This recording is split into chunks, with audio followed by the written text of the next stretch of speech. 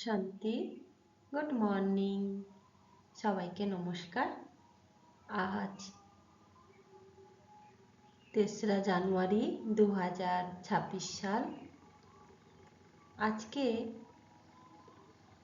প্রাত মুরলিতে যে মুখ্য বিষয়গুলির উপর আমাদের অ্যাটেনশন আনা হয়েছে, অর্থাৎ পরমপিতা পরমেশ্বর পতিত পাবন আমাদের সবার গুরু যে মুখ্য বিষয়ের উপর আমাদেরকে ধ্যান দিতে বলেছেন, কোন জ্ঞান নিলে তোমার জীবনের পথ সুগম হবে, সেই মত আর পথ। তাই শ্রী শ্রী রামকৃষ্ণদেব যে কথা বলেছিলেন, যত মত তত পথ।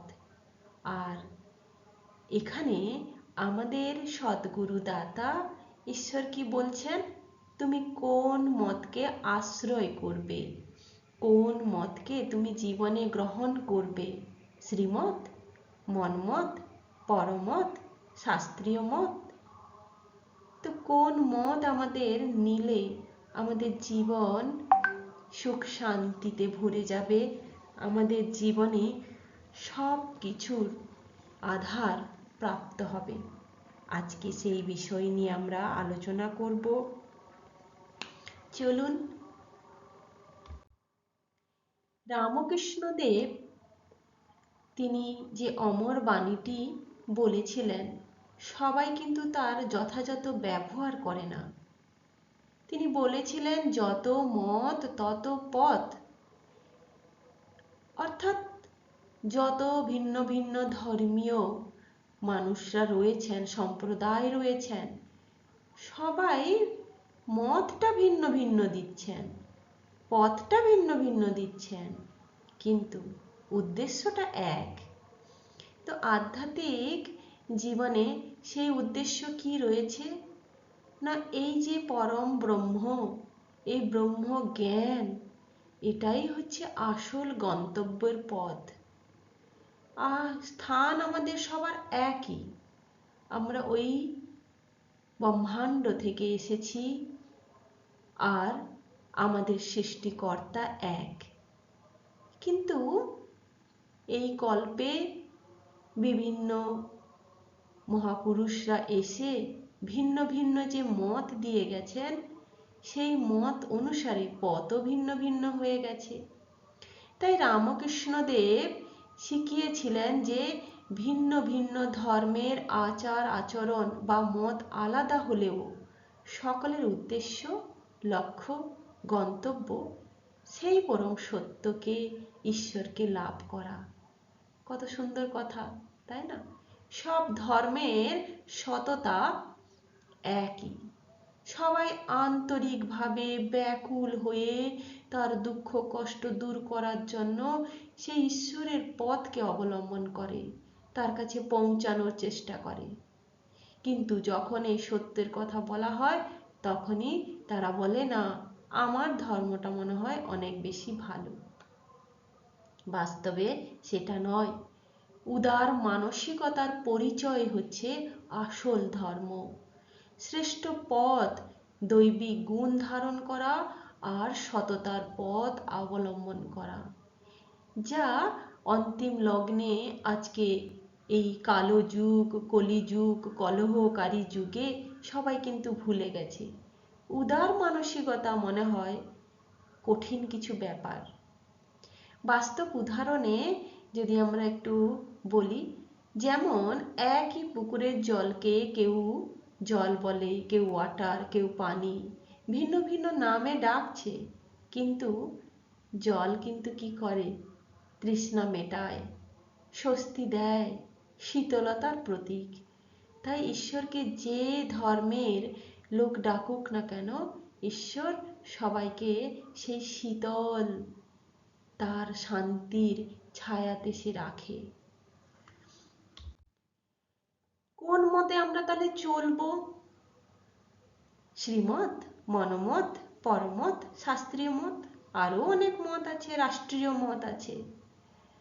হ্যাঁ, তো আমাদের কোন মত বেছে নেওয়া উচিত।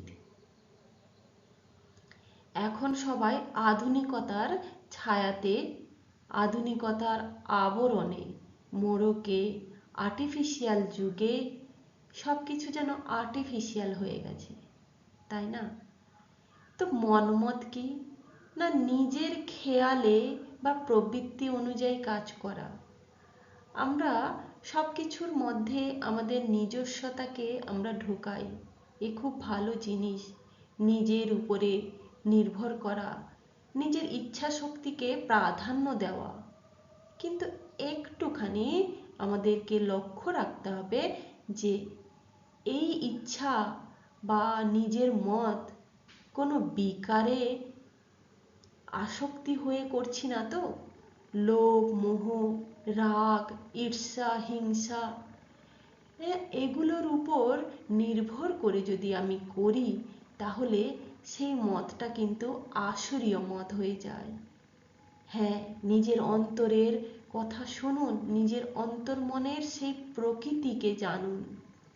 দেখবেন নিজের অন্তর্মনের প্রকৃতি কিন্তু শান্ত, পবিত্র, সত্য।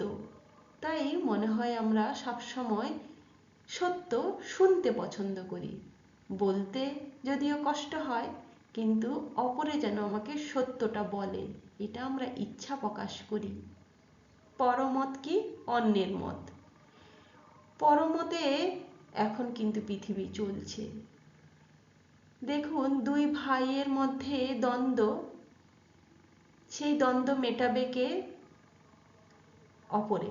সে বিচার ব্যবস্থা হোক, সে কোনো সামাজিক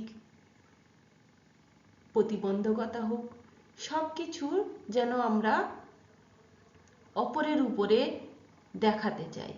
অন্যের মত কি করে? নিজের ব্যক্তি স্বাধীনতাকে নষ্ট করে। সবসময় সেটা নৈতিক নাও হতে পারে। পরমতকেও আমাদের যাচাই করা উচিত। তাই পরমতটাও আমাদের কাছে গ্রহণযোগ্য নয়। মন মত ও পরমত পরিহার করে শাস্ত্রীয় মতের উপর ভিত্তি করে শ্রীমত অনুসরণ করাই মানব জীবনের সর্বোত্তম পথ। শাস্ত্রীয় মত কি?